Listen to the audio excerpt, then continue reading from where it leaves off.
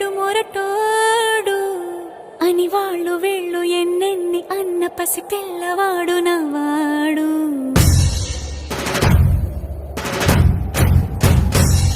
వీడు ముండోడు అని ఊరు వాడ అనుకున్న గాని మహారాజు నాకు నవ్వాడు.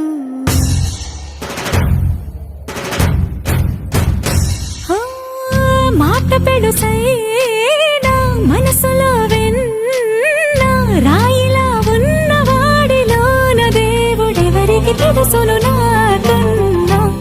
సూసేకి అగ్గిరవ్వ మాదిరే ఉంటా